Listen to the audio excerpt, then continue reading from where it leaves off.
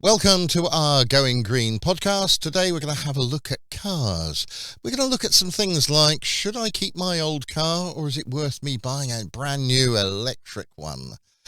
And a few other bits and pieces to do with that. Perhaps even getting rid of your car and going on to sort of bicycle or something similar. Okay, so let's ask this simple question. I've got an old car. My car is old. When I drive my car around the streets, I rarely see a car that's newer than mine. Yeah, well, I mean, technically, it could be a classic, but unfortunately, they updated the when do you classify a car as a classic to a bit older, so you've got more years to go anyway on it.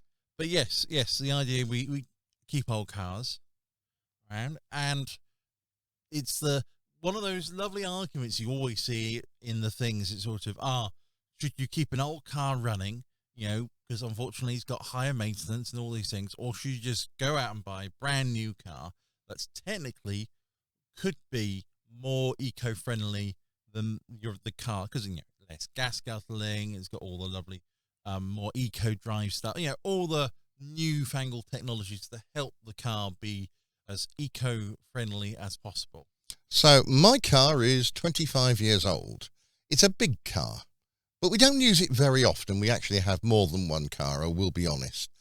And we have a big car, and we use this car when we need to go and take a lot of stuff. So if I need to sort of take my son to somewhere and he needs an awful lot of stuff taking there, then it's an estate. We can put everything in there. It's great, going on holiday. We can pack the family and my wife's sort of clothes, and we can sort of get there in that car. And it's not too bad on petrol consumption. And I keep promising myself I'm going to get rid of it when it breaks down, but it hasn't. And so maintenance on this car has not been much. And with COVID, I haven't driven it much. It was sort of an annual fill-up. Yes. Yeah, you've got to remove the COVID status of sort of no one's going anywhere, to no one driving anything out of the clause. But it is this idea that if you look after a car and keep it well maintained, then although the cost of maintaining it goes up, because obviously parts get scarcer and scarcer. Scarcer, sorry. It involves more labour, however, it still keeps the amount of CO2 used. It, essentially increases its lifetime, the lifetime cost of it really down, because basically you're extending it not past its lifespan. That's the wrong way to put it, because you're just increasing it. What is a lifespan of a car? Either you take a car that's 5 years old compared to a car 20 years old, and the lifespan of a 20-year-old car is actually longer than a one that's made 5 years ago, which is crazy to think. Yeah, I bought a car when I was just about, younger than you, Paul. And I bought this car and I had it for about 5 years, and it was gradually disappearing before my very eyes. It was rusting away. And this is sort of a problem with the cars. This car, it's not got a major rust problem. It's got a few minor bits of rust problems, but it's still going. It passed its MOT, no problem. And will it keep going for another year? I keep thinking that every year, we'll have to get rid of it. But if I want to buy a new car, we've got to think about that new car. The new car, someone's got to dig up the metal to make it. They've got to manufacture all the plastics, all the bits and pieces. And in making that very expensive car, it's going to generate a huge amount of basically CO2 and other greenhouse gases. It's the major point is an older car genuinely has less plastic in it than a new one, because obviously plastic is a lot cheaper to make and use, and unfortunately, it's less environmentally friendly. So you sort of you're looking at it there, trying to use, they've used more plastic to drive the costs down, but it's not necessarily more environmentally friendly where an older car is. So you've got that Yeah. to take into Well, account. my car's not so electronic, and there are less electronics to go wrong. Yeah, it does have a few electronic things that don't work, like the heated seats don't work anymore, and they haven't worked for a good few years. And the windows don't wind up as well as they used to, but because they're electric. But all in all, the car doesn't really have any major faults with it. And so, do I keep it going, or do I need to try and keep up with my friends next door? And they've got a nice new shiny car, and it's nice, it's electric. And should I be sort of going round? Because they say, oh yeah, I'm going to the shops, I'm not using up any CO2, and I go to the shops, and I've got a small car, and it does use up some CO2.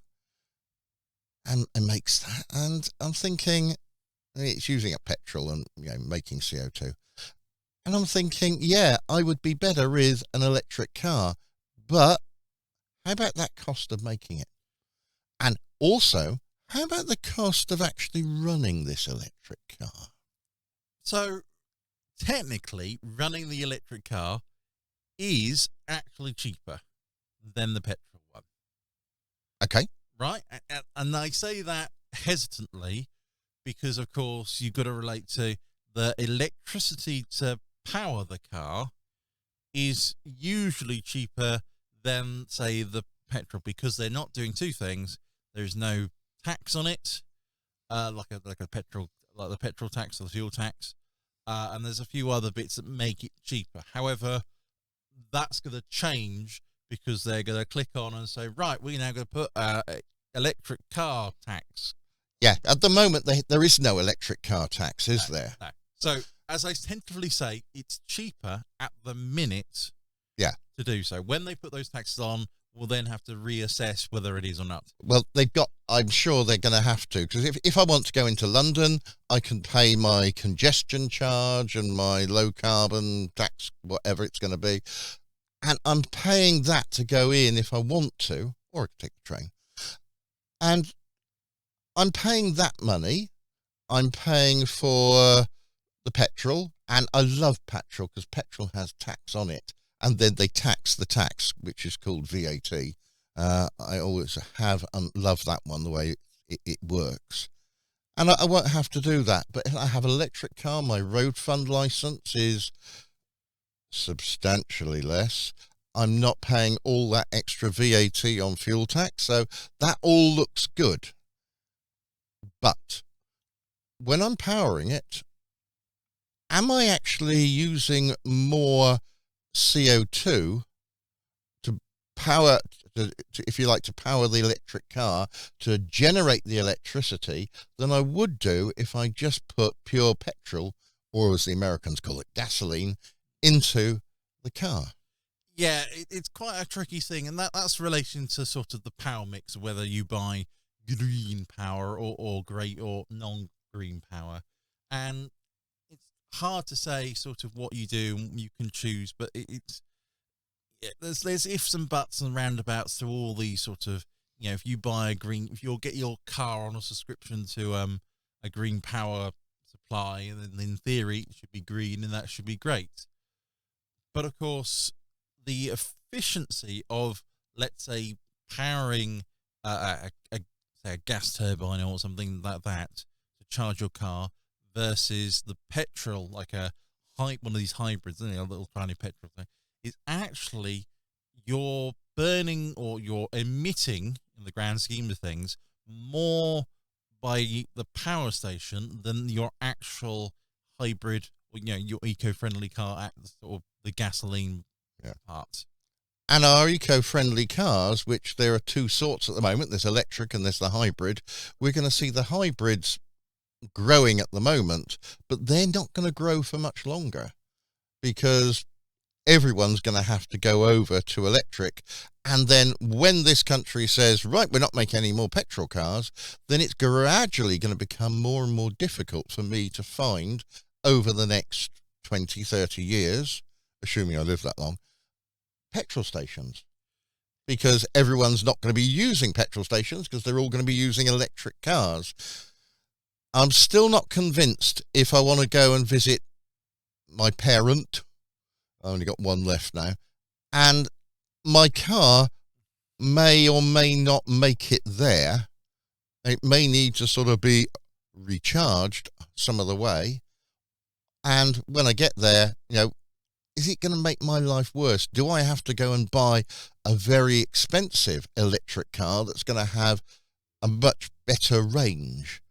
My idea is a car should ideally have the same range as a petrol gasoline powered car, and it also should be virtually as quick to fill up. And I'd be a great fan of having this idea. I drive in, I pull my battery out, and I put in a fresh charged one. Yeah. Yeah, this is where, it's the problem of, battery technology is improving, capacities are getting better, they're extending longer, and the major crux of all these things is, of course, they are developing the fast charging to help things, but we're getting there. It takes time for all this to come through. This is where the idea of no more things in 2030, no more gas or diesel cars to be sold by 2030 is sort of one of those things where it's going to force a lot of things through. You get all the hybrids suddenly come onto the market, because although they won't be able to make pure gas and electric, hybrids will still be allowed and help that transition period over time. And then hopefully, we'll have 30 years of hybrids and then moving straight into, because of course everything else has developed better. It's the idea that this is not an instant thing. This is the plan, or the roadmap. Ha ha ha. Yes, this hybrid car, in theory, works well because it's got the range of a petrol-powered, diesel-powered car, but for some of the journey, it's going to be using electric. So it's a halfway house, but to be honest with you, if I wanted to buy a new car now, I don't think I would think hybrid. I would like to go electric, but I may have to go hybrid simply because the electric cars aren't up to scratch yet. Acceleration was fantastic when we went out with our friend Tim's car, and he showed us this car accelerating. It was really nice. He had a nice MG. Great. But he told me about his journey to Wales. Ah, yes. And how many stops he needed to make to get to Wales, and how many stops he needed to get back from Wales. And when he arrived in Wales, he discovered it wasn't electric. At least the bit of Wales he was in wasn't electric. And he was hunting around to find some means of trying to charge his car. Yeah, and the idea of these charging points, they are increasing slowly They will, by number. yeah. So it's not a major thing. It's just because we're just living in this transition period, and it's all silly and awful living in a transition period, because of course you don't know which side of the line to cross. You're 1 foot in and 1 foot out, but you're slowly trying to sort of move across. It's just taking a lot of time and effort, and sort of people that I want to jump straight away, and there's nothing I can't, and it takes time. This is a transition. It's not in years; it's in decades to measure all this. Yeah, so I'll accept that if I've got an electric car, I can drive in the congestion charge zone for free. I can have sort of benefits of various government grants and schemes, vehicle excise duty discounts, or even exemptions. And they all sound really quite good. But I still have one major problem, and that is I've got to buy a new car. And I've never in my life had a new car. I've always bought a second-hand car. And typically, because I've never had much money, I've then run it into the ground, and basically when the repair costs cost too much, I just buy a new one. Sorry, new to me. And this car I've got has been going 25 years. The other one, our new car, was it something after like 15 years or nearly that, isn't it? yeah, it's 2003. Yeah. So that one is now coming up on 19 years old, my new car, whereas my old car is 26 years old. Yeah. But you know what we should really be doing is the understanding the point of a car allows freedom, but one way to do that is sort of say, well, let's ditch the car and let's go car free. And this is things like using public transport, or having and using bicycles and traveling better that way rather than having these because of course what is exempt from things like the congestion charge, and that is the bicycle. Yeah. And the new changes in the highway code in the UK now makes it a more, if you like, powerful vehicle, in that you've got a few more rights than you used to, and cars are supposed to sort of now give way a lot more to bicycles. Whether they do or not is still another matter. Yeah, well, unfortunately, that's the case in being. But anyway, yes, the idea is to do basically convert congested areas into nice public cycle places. These are car-free zones, essentially, rather than having all these cars about. Then making sure that I can travel, say, from one half of the city to the other half of the city without needing a car. So I heard that Paris, France, that's from my American friends, came up with, while all this COVID-19 pandemic cycling boom was starting, they put a new plan into action. Yeah, well, the answer is what actually happened was they decided to put this action in because they had a new mayor. She decided we're going to go for this in 2019. And then the pandemic hit, and so they did all the major work on all the road networks when all the cars were on it, because, of course, no one was going out in a pandemic. And then now that people have been, not released, but that sort of people are coming out of their shells and sort of back into the world, they're finding all the car infrastructure is gone, and it's allowed people to cycle. And people are using that cycle because they're like, well, it's there, it's easy, cheap, and friendly.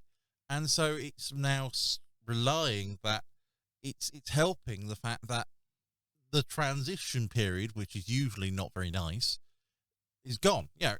They went from having cars everywhere to basically over lockdown, not doing anything, and they're waking up to the fact that there are no cars, or there's no it's a car-free zone, meaning that instead of having all the complaints about all the roadworks and the traffic changes and all those sorts of things, it was all gone because, of course, it was done in a period when it was.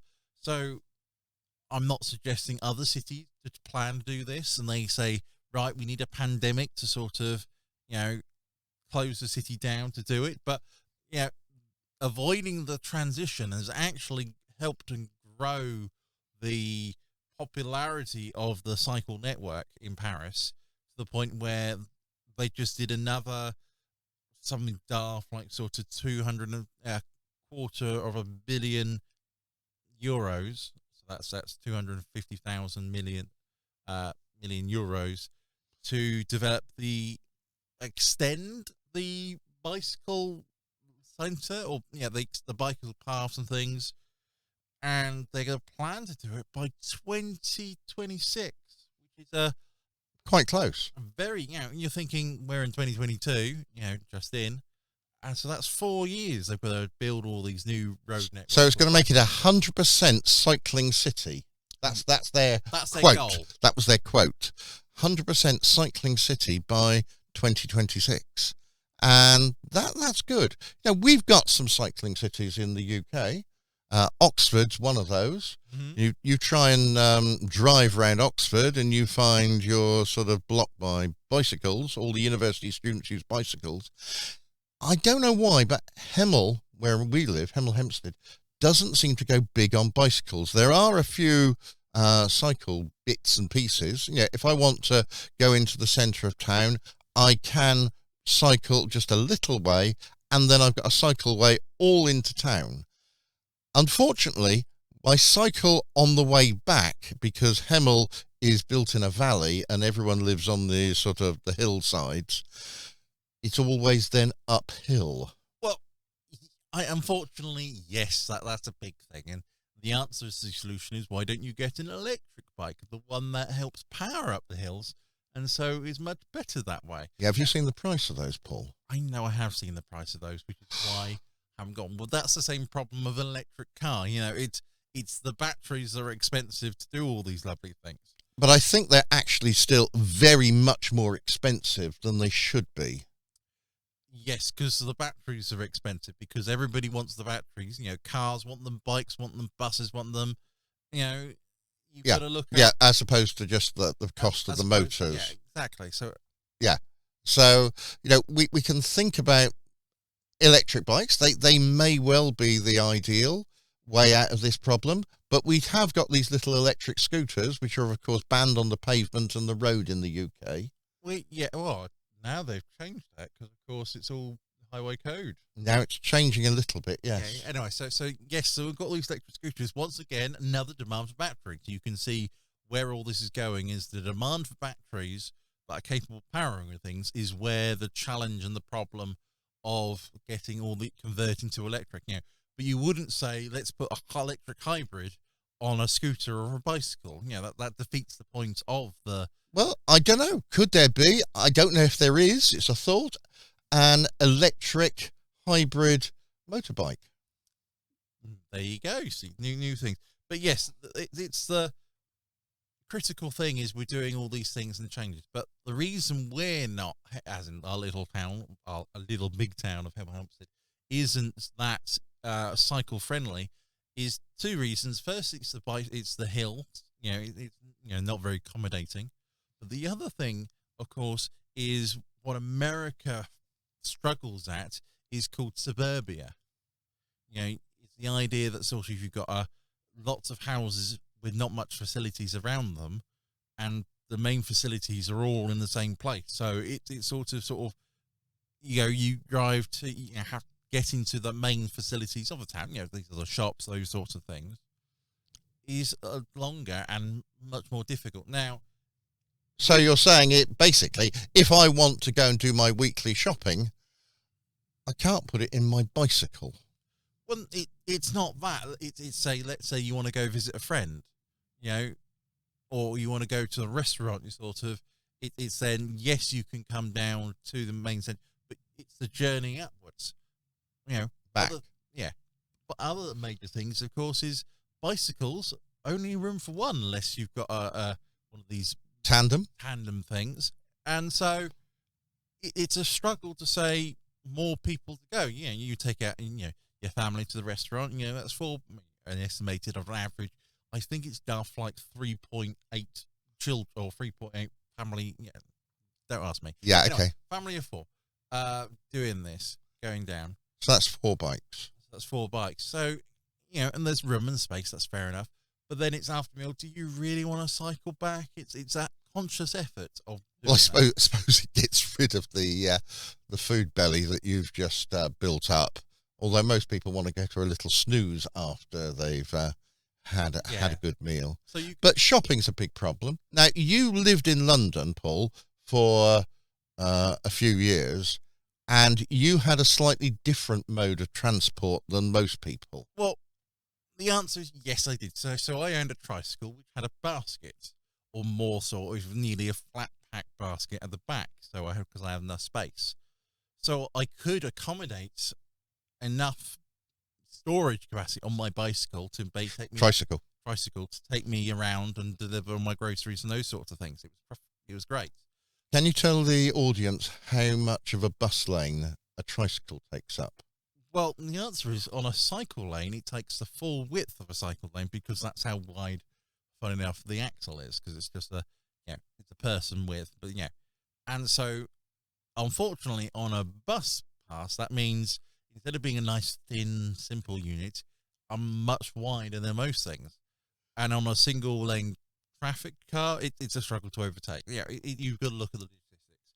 However, there are benefits of I was cycling. I didn't own a car. I needed to get around, so I cycled everywhere.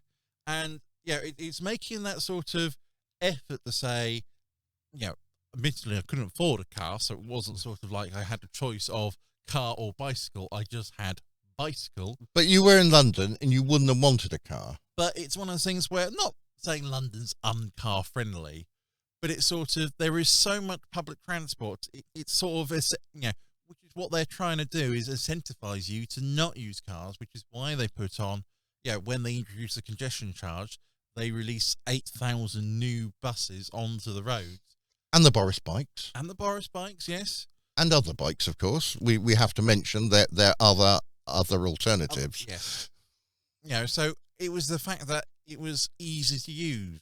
Lots of other places are complaining that sort of, you would use public transport if it was convenient. The problem is that a bus every half hour isn't convenient, where a bus every 5, 10 minutes, 8 minutes, is really convenient.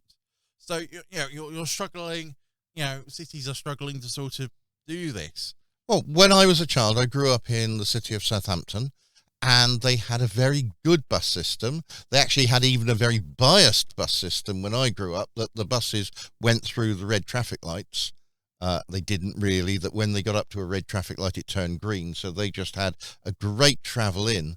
And I didn't see a need for a car, because if I wanted to go into the city centre, it was a 5-minute walk to a bus stop, a 5-minute maximum wait for a bus. And 10 minutes later, I was in the city centre and I could do my shopping.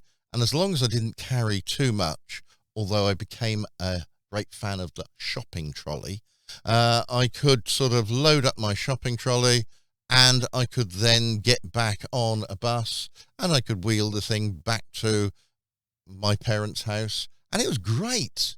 And I liked it. And I had freedom. I could go lots of places in the town. My mother still lives in the city of Southampton, and if you live in Southampton, you'll also know that now if you want a bus, you wait days for it, and they don't go very many places. And so my mother has now a special bus for her. It's called a taxi.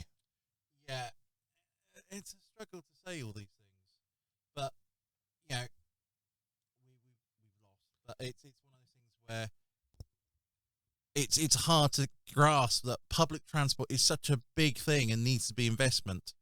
But it costs a lot of money. It costs a lot of money. So then what can you do?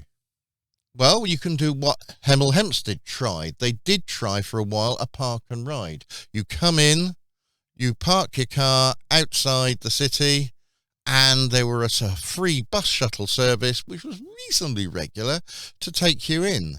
Now, there's still the free park. But no bus. But no ride. Yeah, so it's called a park and walk now. Yeah. And I'm still now starting to find the nearest place to park, to walk, to go into Hemel Hempstead is my house. Yeah, well, this is the problem. It's not the buses problems issue, but it's how the buses sort of go, and so because it's expensive to run, the cost goes up, but people aren't willing to, you've got to find that and make things cheaper to bus to operate, the transport, to get enough customers. But it's also, most people sort of have their own car, so why should I bus? It's that argument of you need to change the way people think, as opposed, and develop the facilities. If you increase the number of buses, perhaps more people will use them. But of course, that costs money to do so. So you've got to do, and it's the council paying for that as opposed to the individual. Yeah. And therein lies the problem. Well, thank you very much for listening to our Going Green podcast. We'll be back next week looking at some more interesting things. So until then, it's goodbye from me. And a goodbye from me. Bye-bye. Bye.